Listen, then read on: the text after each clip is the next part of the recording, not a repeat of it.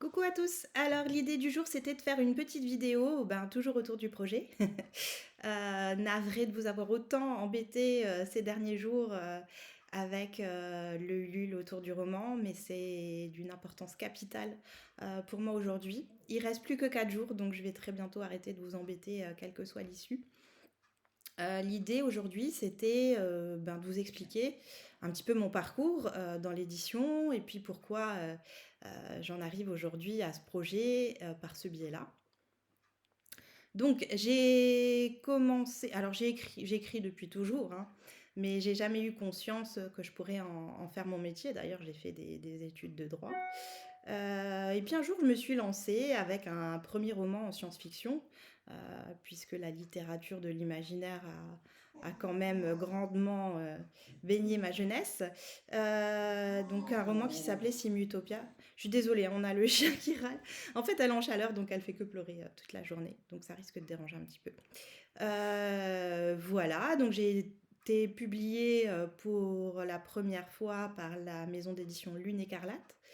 Et puis d'autres romans ont suivi chez Lune Écarlate, chez Livre Book, Rivière Blanche, etc. Et j'étais tellement emballée par le milieu de l'édition que j'ai commencé à faire des corrections pour ces éditeurs-là. Et puis j'ai travaillé comme directrice éditoriale, directrice de collection pour différentes maisons d'édition. Et puis j'ai choisi d'en faire mon métier. J'ai passé les certifications de correctrice.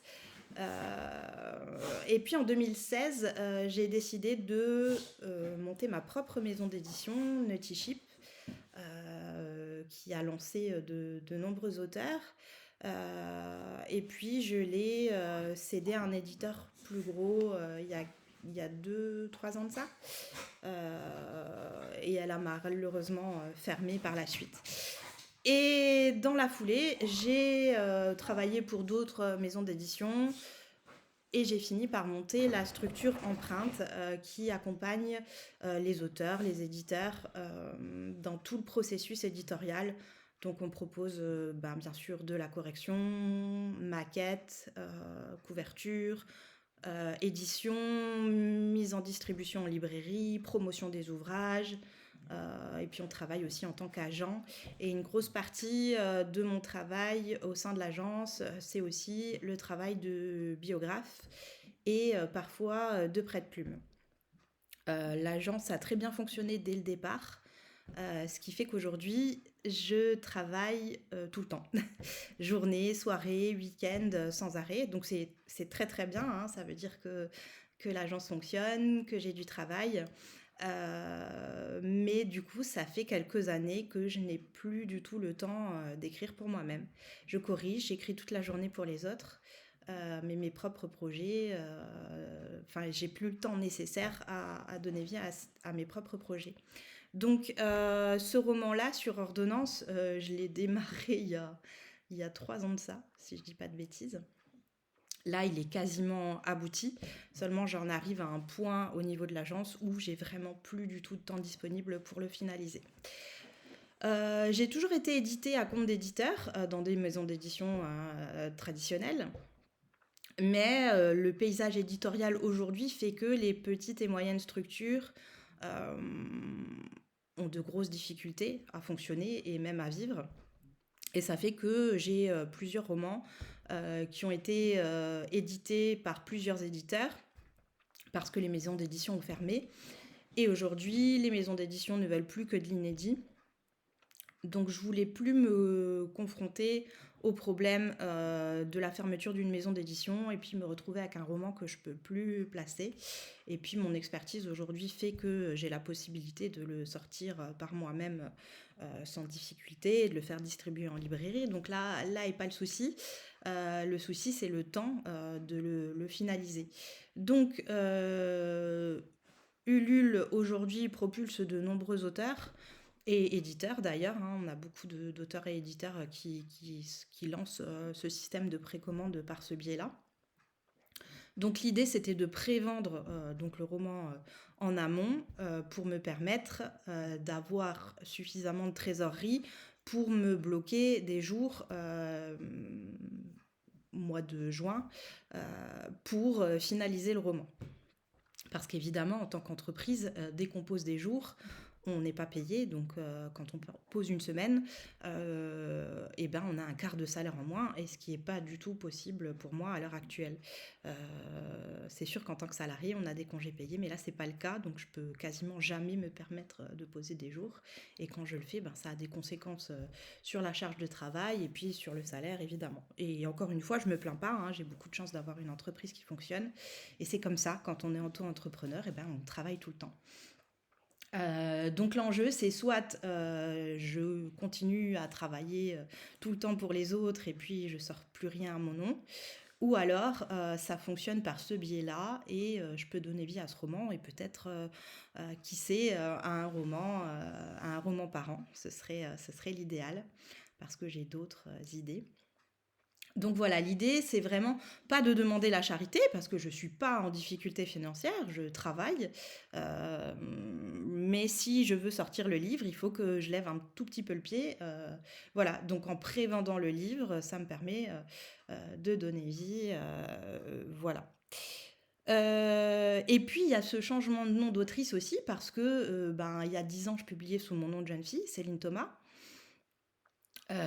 Dans la littérature de l'imaginaire, donc essentiellement du fantastique et de la science-fiction. Et j'avais envie de me détacher un petit peu de ces genres-là, que j'ai exploré en long, en large, en tant que lectrice d'ailleurs, pour me diriger vers quelque chose de plus psychologique.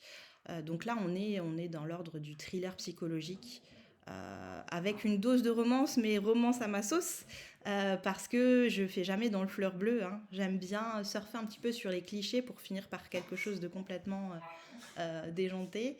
Et l'idée, c'est ça, c'est de casser un peu ces codes-là. Enfin, voilà, vous en avez entendu parler, hein, de toute façon, du roman, de quoi ça parle, etc. Le but, c'était surtout de vous expliquer le projet. Et puis, les textes que j'ai sortis il y a 10 ans et qui sont arrivés en fin de contrat, je compte plus les ressortir, parce que quand je les regarde aujourd'hui, forcément, j'ai 10 ans d'écriture qui sont passés et je me reconnais plus dans ces écrits. J'ai progressé et c'est une bonne chose. Donc voilà, l'idée, c'était de repartir sur autre chose avec un nouveau nom de plume. En ce qui concerne le projet, on en est à 69% du financement et il reste 4 jours. Je vous avoue que c'est assez stressant. Parce qu'en fait, sur Ulule, quand on n'arrive pas au 100%, tout le monde est remboursé. Donc c'est qui tout double. Soit on y arrive et le livre sort, soit tout le monde est remboursé, et du coup il va falloir que je me fasse une raison à me dire que j'aurai plus le temps d'écrire pour moi.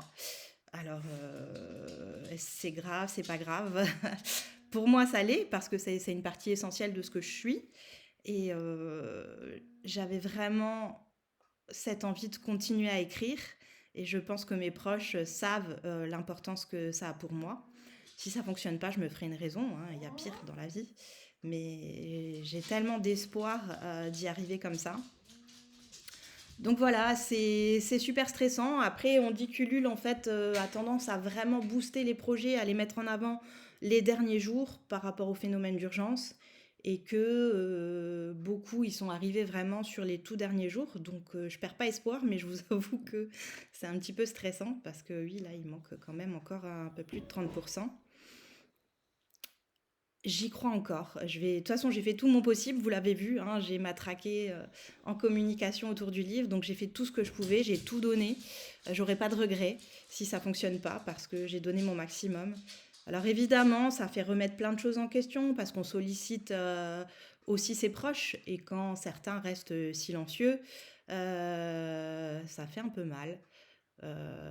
Parce que je pense que tout le monde sait à quel point c'est important pour moi. Ça l'est peut-être pas pour eux, c'est pas grave. Mais du coup, oui, oui, ça touche. Parce que j'espère toucher forcément mon lectorat. J'espère principalement que le livre donne envie et que les gens aient envie de le précommander pour qu'il existe. Donc c'est très centré autour du livre. Mais ça renvoie quand même à soi. Parce que je sais très bien que dans mes amis proches, ma famille proche, les gens ne lisent pas. Mais j'espérais quand même un soutien par rapport à ma propre personne, en sachant que c'est une activité essentielle à mes yeux. Euh, donc voilà, après, c'est la vie, c'est comme ça. Si ça fonctionne pas, c'est pas grave. Je me ferai une raison. Voilà, donc j'ai un petit peu expliqué. Donc l'idée, c'est surtout la prévente du livre, donc d'aller sur le lien que je vous ai fourni et de commander le livre en amont. J'ai fait toute une série de goodies en cadeau qui je l'espère sont attractifs.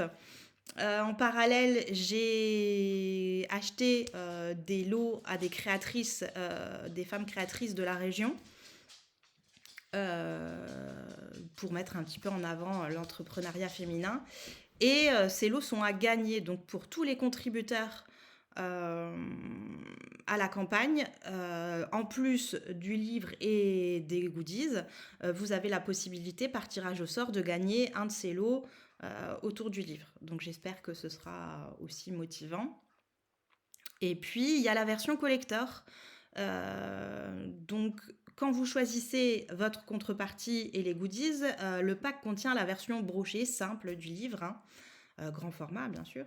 Mais vous avez la possibilité aussi d'ajouter l'add-on collector qui vous permet de switcher en fait la version simple, de la faire remplacer par la version à collector à couverture rigide.